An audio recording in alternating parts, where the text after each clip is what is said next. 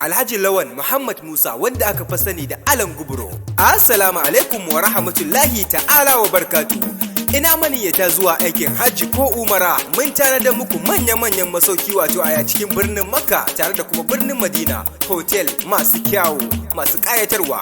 Ga masu buƙatar tiket muna da Egypt Airline tare da Saudi Airline. Duk da haka ba a bar mu a baya ba. Ga masu buƙatar aikin kamfani a ƙasashen waje kamar su Saudi Arabia, Kuwait, Qatar, Oman da dukkan sauran kasashe za ku iya tuntuɓa mu akan namba kamar haka +966 5618 08312. Aha!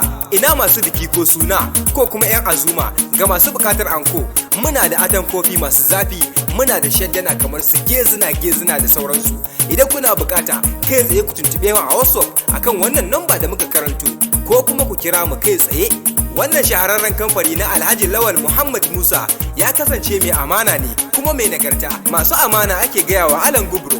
Ga masu bukatar fita kasashen waje domin aiki ko aikin haji ko kuma umara da sauransu ko da dan shakatawa ne, kai tsaye ku tuntube mu akan namba kamar haka 966 5618 08312.